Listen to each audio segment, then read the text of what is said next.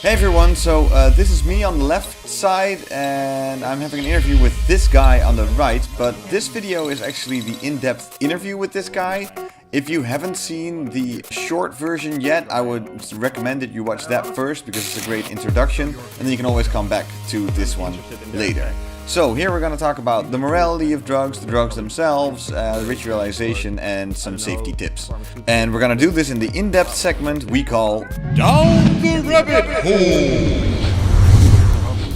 Why do you have these drugs?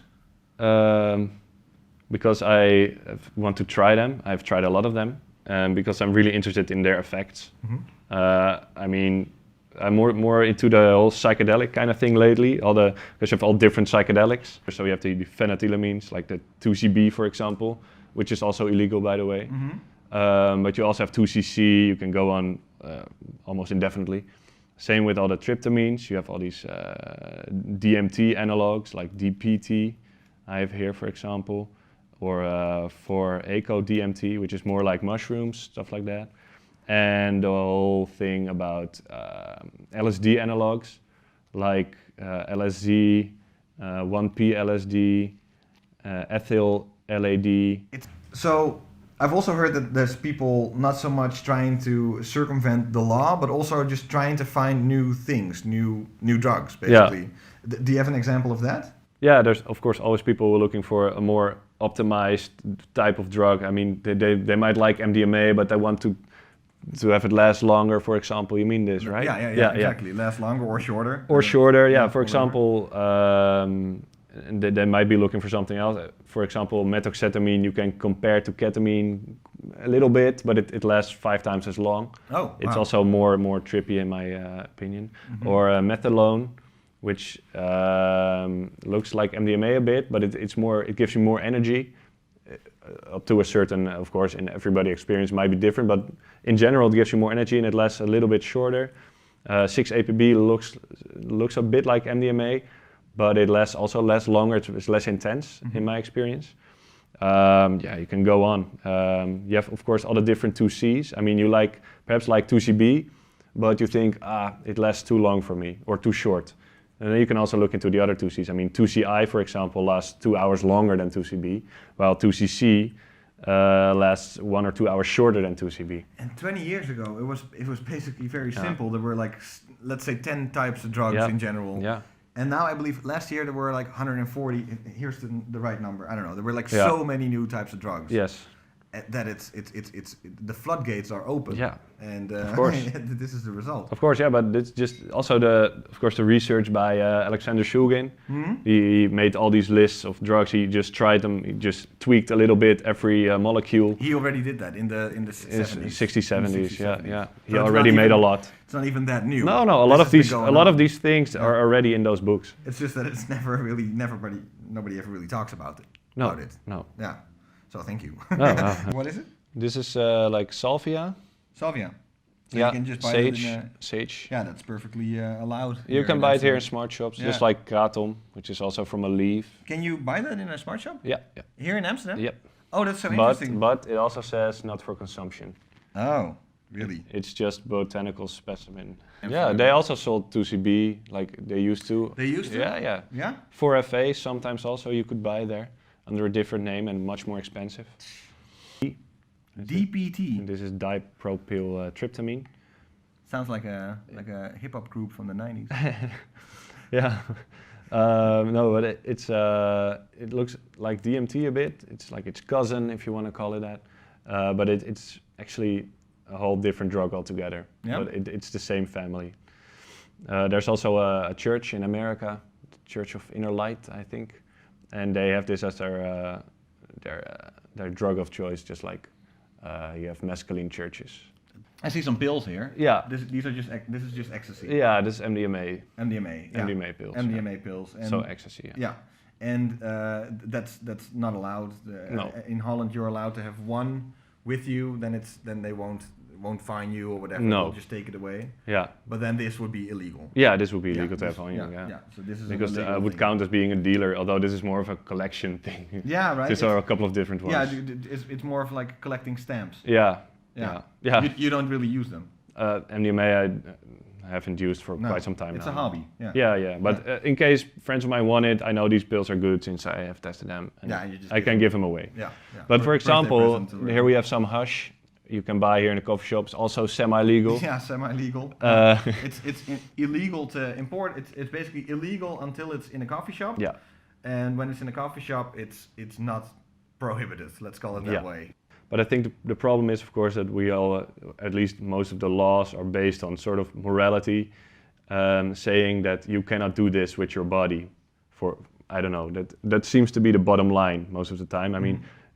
Like laws determine what you can put in your body or not. It's okay to put tobacco in your lungs. It's okay to drink some alcohol and get it into your brain, like get drunk. That's okay up to a certain limit. It's okay to, I don't know, drive. Well, this little corner over here comes from doctors. Yeah. And if you would just say like, hey, I don't feel that well, I have fears or whatever, anxiety, they would eagerly prescribe this to you. Yeah. But then if they don't do it to you, there's this whole bubble of morality, like you shouldn't take them because there's nothing wrong with you. Yeah. But it says nothing about the legality, illegality, the morality, or it seems kind of arbitrary. Yeah. Also, I'm interested in their effects, so to speak. Plus, sometimes I use these things to help me sleep after some drugs are really give you too much stimulation, or let's say I take this with me because a friend of mine, he wants to make a trip, but he's a bit anxious about it, but then we'll start low. But if he gets too anxious, this works, you know. No. It's really functional also. There's really too many facets to it. And also, of course, you have the whole therapeutic elements. I mean, MDMA as well as 2CB, up to a bit, as well as LSD. I'm just mostly interested in the effects certain compounds give me, and not really into the whole legal, illegal thing. Because, for example, this is a really popular drug right now. It's called 4FA. 4FA? Yeah, 4-fluoro something that amphetamine. In Amsterdam, it's been catching on as a replacement of MDMA. Yeah, really. And is it legal? I mean, is it illegal?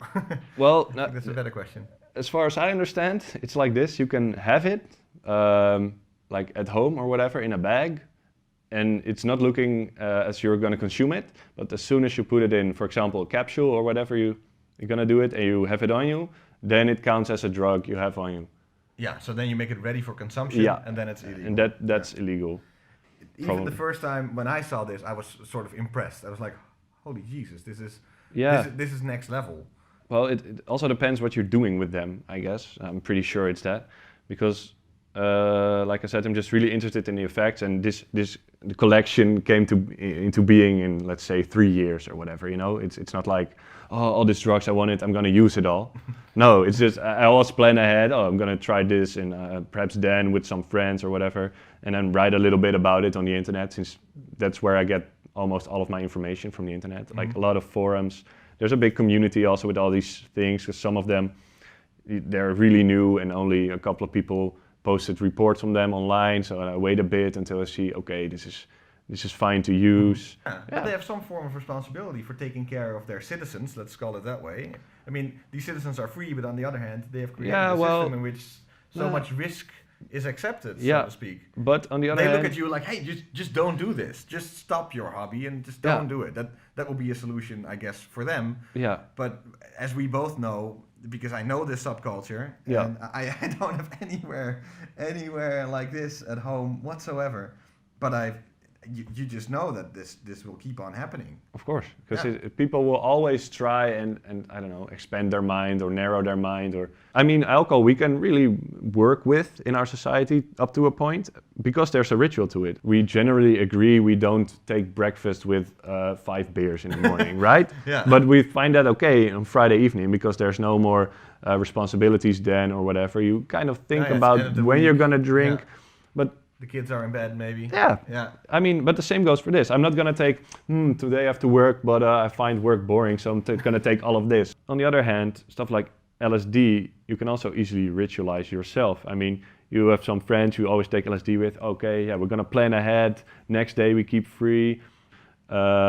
and we make it easy for ourselves, get some nice food, get some nice music, get a nice living room where no one will interrupt you, put your phone away. That's a ritual by itself. Yeah. And this way, 99% of all trips go well if you have this well prepared. Mm-hmm. Okay, I just made up that number, but like a larger, I haven't really heard people going bad, so to say, as people call bad trips, after they did the preparation really well. Yeah. So if you prepare well and if you know what you're doing, then it should go okay. But the only thing is that in an illegal system where it's people like you, I mean, you've been to college, you like to read, in a system where everybody's knows what they're doing. But right now, I feel that the blanket ban on all of this has basically thrown everybody into the dark, and everybody just has to find out for themselves. Because you can still get it. Yeah. That's the whole problem. I mean, it's illegal, okay, but MDMA is not hard to come by. And although in Holland, of course, we have some decent information on illegal substances. That's actually okay. You can get the with how it goes here. It's not perfect, but it's a lot better than it's a lot better than in the rest of the world where there's no information. You can get the stuff, but you're not sure what it is. You can test it. I mean, that's where accidents come from. Yeah. We're all ingrained with this idea that this has there's people that enjoy these substances, but they carry a risk, and you have to be very aware of the risk that they carry. Otherwise, bad things will happen. Yes, preparation is everything. I mean, you can go on your bike through the mountains to go somewhere else, but it's considered really dangerous. It's also considered really dangerous to just buy a compound, don't do any research, think, oh, I will trip on this, and just put it up your nose, for example. A lot of people died that way. It's really dumb. Yeah. That's why you should always do your research, check what it is, check how potent it is, get a proper scale, get it tested if necessary, and then you can use it if you have your safe environment. Yeah. It's not something that anybody should just do. No. This is a study all by itself. Yeah, well, like I said, it's a hobby. I put some time and effort in it, and a lot of my friends also sort of benefit from it in the sense that the stuff I give them, they're pretty sure it's okay since I used it myself, I weighed it properly, I tell them what it does, I tell them what not to combine it with. Because if you like it but you know you can't handle it, just get small amounts, you know. If you want to do pills, okay, just get a couple of pills, that's it. Yeah. Don't have lots of stuff in your house because you know you're gonna take it at every point. Yeah, some sort of self-defense mechanism. Yeah, definitely. Don't get too much. It's not for everyone. I mean. Yeah, do you have a tip for the people watching at home? In general? Yeah, well, here. For example, get a scale. Oh, get a scale. That's tip number one. If you're gonna get a proper scale, there's milligram scales already available for around $25 online. This one is pretty decent. You have to look for some reviews, but for its price class, it's the best. Yeah. Of course, a really decent one will cost you 300 to 400 euros. Well, and also know which ones are lethal and which are not. Lethal? Yeah, I mean, this hash, for example, is not lethal. Oh, yeah. There's some LSD over there that's non-lethal. Yeah. But then others, it depends. If you eat this whole bag, you'll die. You'll die, yeah. But it's all dose dependent. Yeah. I mean, if you're gonna down 2 bottles of vodka, you'll die. Ideally, you can check it every once in a while with a proper weight. In this case, it's 4 FA.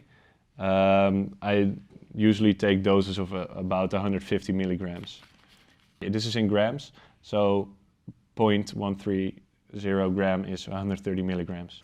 But you just know that this will keep on happening. Of course, because people will always try and I don't know, expand their mind or narrow their mind or like, you know, the whole consciousness, the changing of consciousness thing. We've been doing that for thousands of years. I mean, but this is just, there's another way to say, oh, well, it's human nature or whatever. It's just, that's what people do.